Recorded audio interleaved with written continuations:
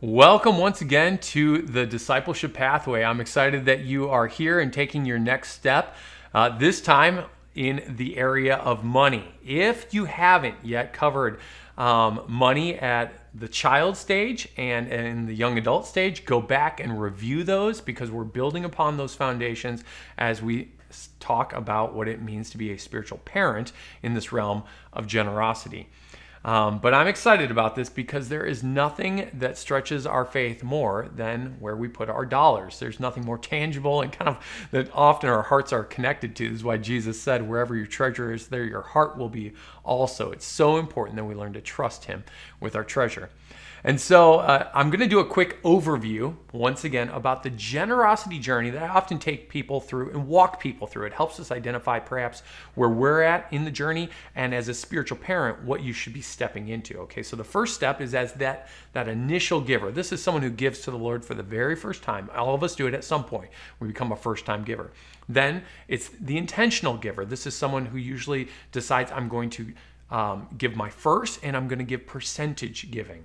Third stage is a consistent giver, and for that, we often describe that as someone who's tithing, giving a tenth of what they make and trusting the Lord with it. Then the fourth step is a generous giver. So a lot of people would think, oh man, once I hit tithing, like I've arrived, right? But no, there's actually more described in Scripture.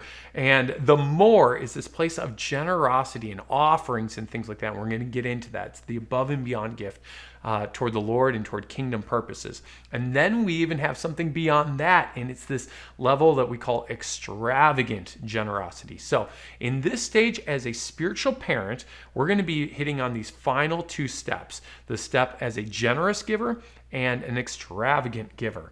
And if you've never taken a step into these, I'm just saying, watch out. It's exciting. It can be scary, but man, it will blow your mind and it will blow your faith kind of out of the water in good ways. It'll be so exciting. So let me just kind of talk through where we see these things biblically and what does it look like for us to practice these things. So let's talk about the generous stage. This is beyond the tithe. In Exodus chapter 35, verse 29, it says this: all the Israelite men and women who were willing brought to the Lord free will offerings for all the work the Lord through Moses had commanded them to do. So they were actually building the temple and building tabernacle and things like that. And the Lord would require of them to bring their tithes. But then there was this above and beyond gift that is often referred to as offerings. And this is this opportunity for us to say, hey, how do I want to invest in kingdom initiatives and anything that's moving the kingdom forward and gospel-centric that's above and beyond my tithe that is having a kingdom impact? And so let's just talk practically. What could that look like for you to step into this stage as a generous giver above and beyond my tithe? Well, one way that you could do this is it could be a one-time gift. Like let's say at the beginning of the year when you get maybe a raise wherever you work, and off of that raise, you might say, okay, I'm going to tithe off of my new income, my weekly or monthly income. But at the beginning of the year, I might give a one-time gift that's just a reflection of that raise that I've received. It's a simple way of saying, God, I am thankful for the increase that you've brought to me this year, and I'm going to trust you with all of it. And I just want to give an offering to you. So that's a simple, practical way. Another way could be giving to local Christian ministries. There's usually lots of local Christian ministries almost in every area, whether you're here in Walworth County or anywhere else around the United States or in other parts of the world. There are often mission organizations or ministries you can give to that are making really important kingdom impacts right where you're at. You might want to support them. Could be missionaries.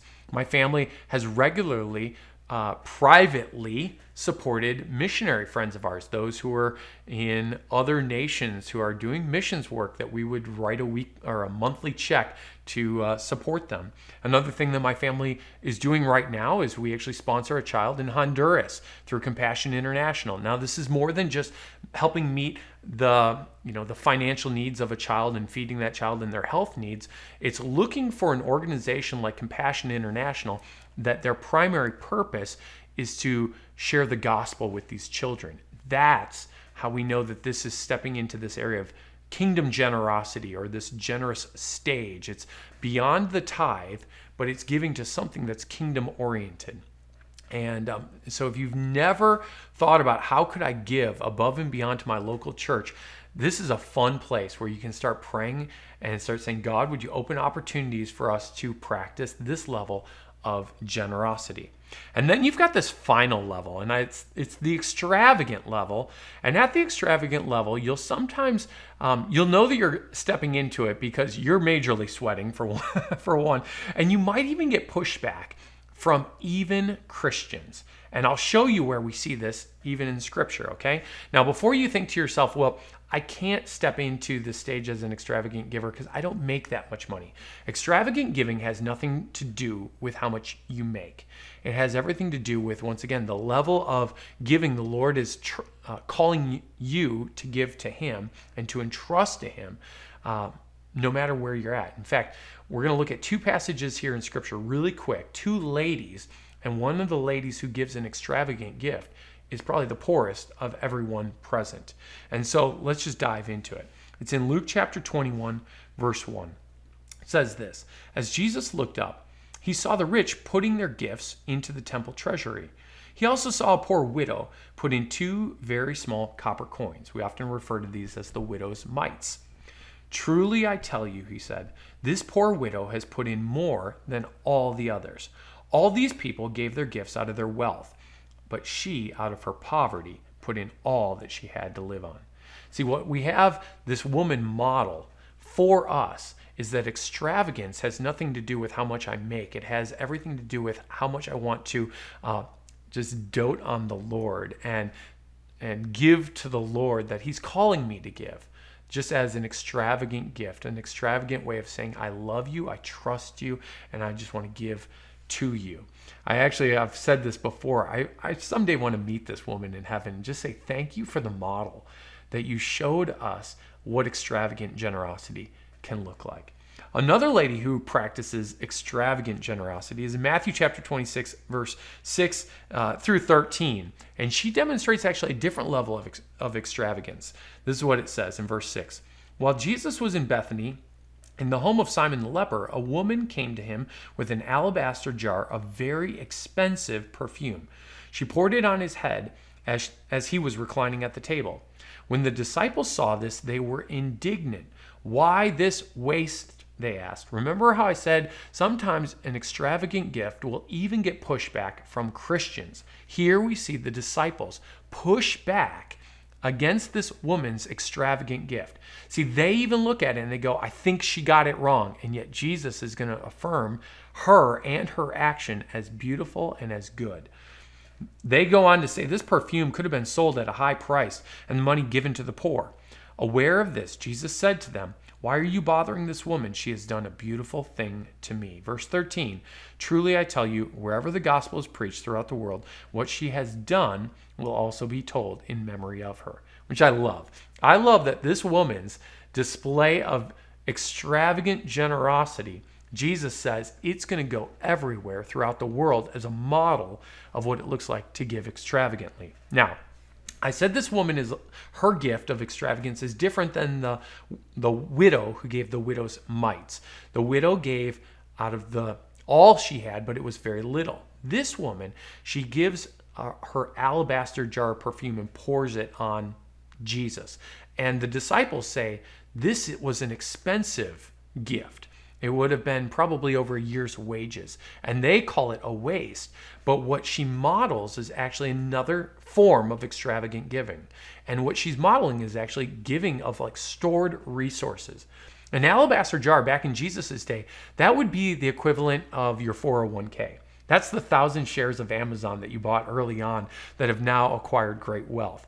It's what someone would retire on. It's for us today, it's the stored cash that we might have that you're like, oh, I didn't even think about that. But what she models is, hey, we can give stored resources as well as an extravagant gift to the Lord.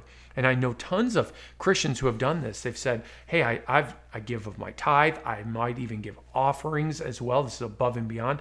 But I know at times the Lord will call us to give extravagantly, and they're going to go into places like stored resources or stocks, even things like that, that they're going to say, I'm going to just show my love for the Lord in an extravagant gift by trusting him with these things. And you can do this. You can do this even where you're at with whatever you're making.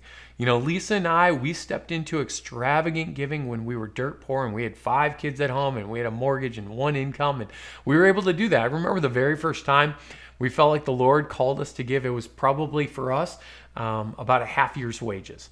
And at that point, like, we had nothing stored up, and we're sitting there going, how in the world are we going to do this? But we felt like the Lord impressed it on our heart. And so we started a journey that actually took us probably about 1.5 years till we saw it come to fruition. But we eventually did give that gift. And I remember people pushing back against us, pastors pushing back against us. But at the end of the day, we looked at those people and we were like, it's not between me and you. It was always between Lisa and I and the Lord, and we were giving it to him ultimately. And the Lord blessed us in unique ways, I believe, based off of even that extravagant gift. And you might be asking, why would I ever step into this stage? Like, what does it get me? Well, it does get you something. Matthew chapter 6, verse 4 says this, then your Father who sees what is done in secret will reward you.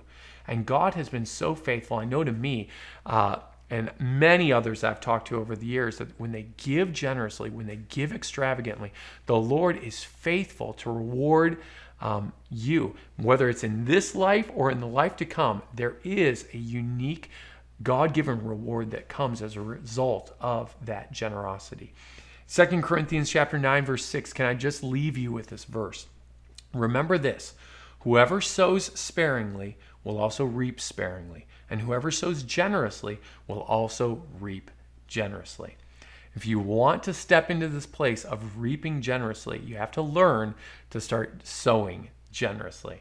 And so can I encourage you, talk with your spouse if you're married. If you're not, pray and start processing, God, how would you want me to step in and start practicing this stage of generous giving as well as extravagant giving, and trusting you and watching you show up in my life as I do so. Make sure to download the field guide, go through those passages of scripture, see what God has to say about generous giving as well as extravagant giving. Journal along the way. Talk with a spiritual mentor who's gone before you, has stories to tell that would encourage you. But enjoy this stage in the journey because it is so much fun. And we'll see you again next time on The Pathway.